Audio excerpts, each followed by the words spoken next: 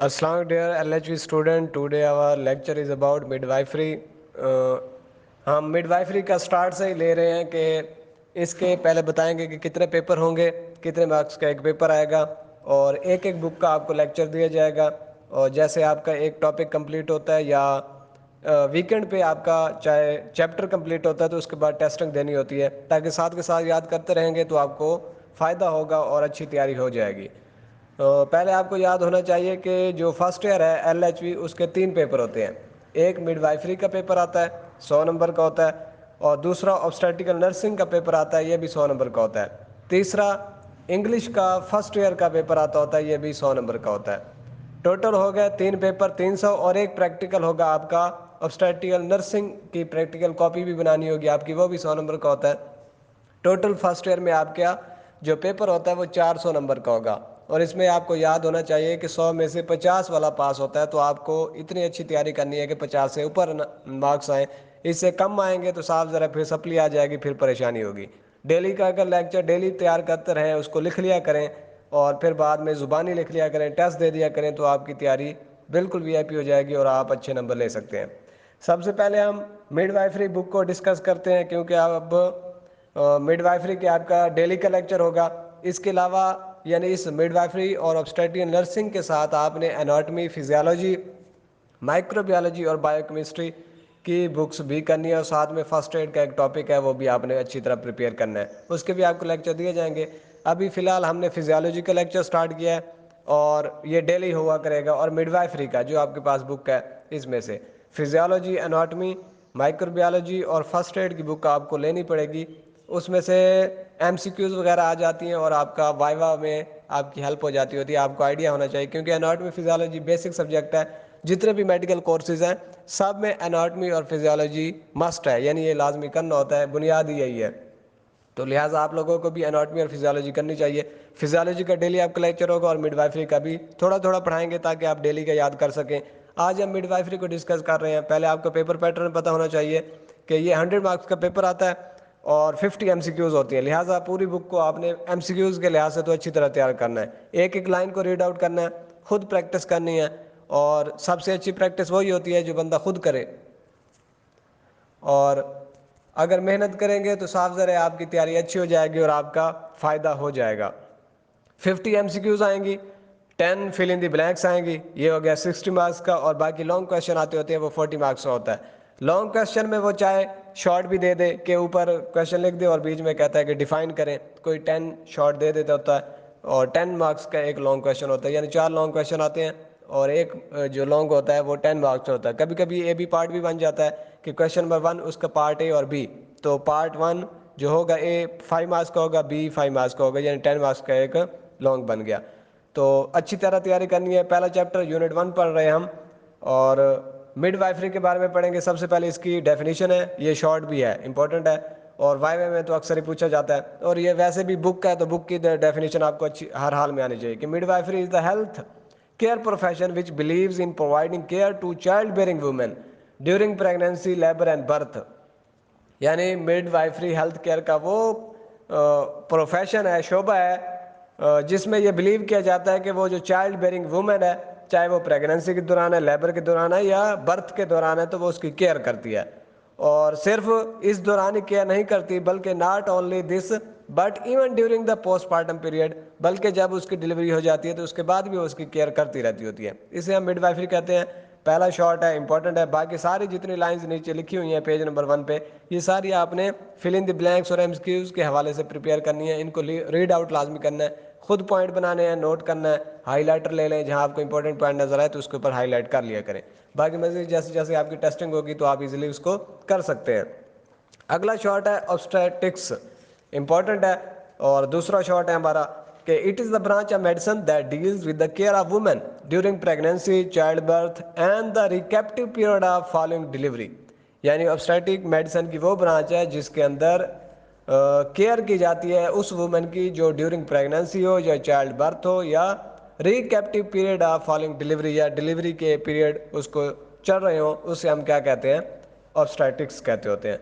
इसके नीचे 4-5 लाइनें हैं, इनको भी रीड आउट करना है MCQs और फिल इन द ब्लैंक्स के हवाले से।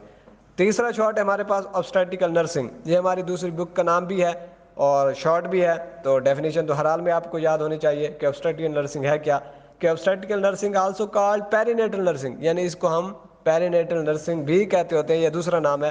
از اے نرسنگ اسپیشلٹی, یعنی یہ نرسنگ کی وہ خصوصیت ہے دیٹ ورکس ود پیشنٹ, جو کہ مریضوں کے ساتھ ورک کرتی ہے, who are attempting to become pregnant, are currently pregnant or have recently delivered, جو کہ ابھی پریگننٹ ہونے کے لیے تیار ہوتے ہیں, اٹیمپٹ ہو رہے ہوتے ہیں, یا کرنٹلی پریگننٹ ہوتے ہیں, یا ہیو ریسنٹلی ڈیلیورڈ, یا ابھی ابھی ان کی ڈلیوری ہوئی ہوتی ہے.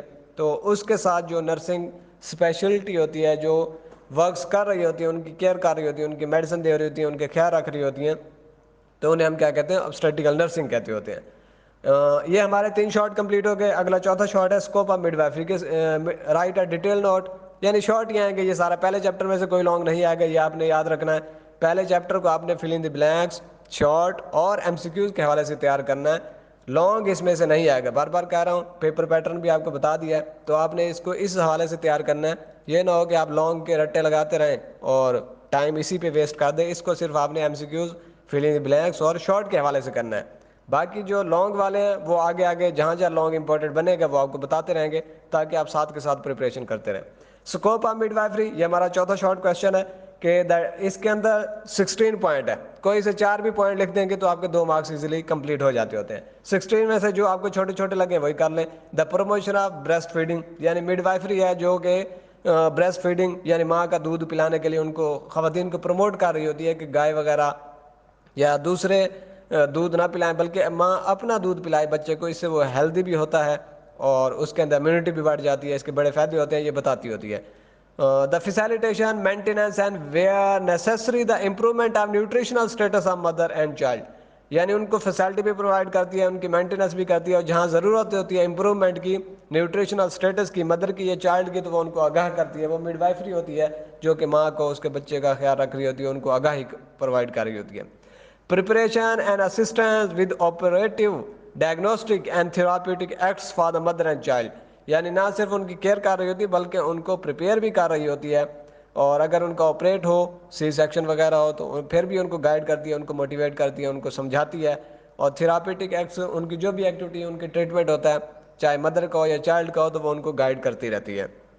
اور سپرویژن کرتی ہے over and maintenance of the supply of oxygen to the mother and child, یعنی مدر اور چائلڈ کو سپرویژن بھی کرتی ہے, اور جب انہیں آکسیجن کی ضرورت ہو تو آکسیجن بھی پرووائڈ کرتی ہے. 16 پوائنٹ ہے, کوئی سے 4 کر لیں گے آپ کا ایزیلی یہ والا شارٹ کمپلیٹ ہو جائے گا. 5واں شارٹ ہے ہمارا بیسک کمپیٹنس آف مڈ وائفری کے. ایک جو مڈ وائفری ہوتی ہے اس کے اندر بیسک کمپیٹنسی کیا ہونی چاہیے, بڑا امپورٹنٹ ہے کہ mid wife provide high quality culturally sensitive care, یعنی وہ مڈ وائف جو کہ بڑی ہائی کوالیفائی ہو, یعنی جو آپ بھی کورس کر رہے ہیں تو آپ بھی کوالیفائڈ ہو جائیں گے. جن کے پاس ڈپلومہ نہیں ہوتا, صرف سیکھ لیتے ہیں, وہ بھی بہت سارا ورک کر رہے ہوتے ہیں. دائیں آپ نے دیکھی ہوں کہ کوئی ڈپلومہ نہیں ہوتا لیکن پھر بھی وہ ورک کر رہی ہوتی, لیکن وہ کوالیفائی نہیں ہوتی. کام تو ان کو آتا ہوتا ہے لیکن ان کے پاس ڈگری نہیں ہوتی, تو اس وجہ سے ان کو ہم کوالیفائی نہیں کہہ سکتے. اور کلچری سینسٹیو, اور کلچر کے مطابق یہ سینسٹیو بھی ہونی چاہیے کہ جیسا کلچر ہو ان کو اسی کے مطابق ڈالے. یہ نہیں کہ ان کا کلچر ڈفرینٹ ہو اور ان کو دوسری معلومات دے تو وہ تھوڑا اس کو عجیب سمجھیں گے. یعنی ان کے کلچر کے مطابق ہی ان کو آگاہ کرنا ہے, اور ہیلتھ کے مطابق ہو, تو اسے ہم کیا کہتے ہیں, بیسک کمپیٹنسی آف مڈ وائفری. ٹوٹل 5 شارٹ ہم نے کیے آج, اور آپ کو پیپر پیٹرن بھی بتا دیا ہے. اس چیپٹر میں سے شارٹ اور ایم سی کیوز اور فل ان دی بلینکس آئیں گی, لانگ نہیں آئے گا. اس کو اچھی طرح لکھنا بھی ہے, یاد بھی کرنا ہے, اور ڈیلی آپ ٹیسٹنگ دیں گے تو آپ کو بڑا فائدہ ہوگا. ورنہ پوری بکیں ہم پڑھ لیں گے, جب یاد نہیں ہوگا تو پھر کوئی فائدہ نہیں ہوگا. یہ یاد رکھیں کہ LHV بہت مشکل ہے, سب سے زیادہ سپلیاں اسی میں سے آتی ہوتی ہیں. اگر آپ محنت کریں گے, ساتھ کے ساتھ یاد کرتے رہیں گے, تو آپ کو بہت فائدہ ہوگا, اور انشاءاللہ آپ کی اچھی تیاری ہو جائے گی. جو بھی آپ کو 2 لیکچر آج کے ہوئے ہیں, ان کو اچھی طرح آپ نے یاد بھی کرنا ہے, لکھنا بھی ہے, اور جب یاد ہو جائے تو اس کو زبانی لکھ کے ٹیسٹ دے دینا ہے, اور واٹس ایپ کے ضرور سینڈ کر دینا ہے, تاکہ ہمیں معلوم ہو واقعی بچے پڑھ رہے ہیں. امید ہے کہ آپ محنت کریں گے اور ساتھ کے ساتھ یاد کرتے رہیں گے. اگر آپ محنت کریں گے تو اس کا اللہ نے بھی وعدہ فرمایا کہ اللہ تعالیٰ کسی کی محنت رائے گاہ نہیں جاتا, چاہے کافر بھی ہو, وہ بھی محنت کرتا ہے تو اس کو بھی اس کی محنت کا صلہ ضرور ملتا ہوتا ہے. آپ تو پھر بھی مسلمان ہیں, اور محنت پہ ہم یقین رکھنے والے ہیں. محنت کریں گے تو انشاءاللہ اللہ کامیابی دے گا. اسٹرگل کریں, ہمت کریں, ڈیلی کا کام ڈیلی کریں, انشاءاللہ کامیابی ہوگی. اوکے, اللہ حافظ.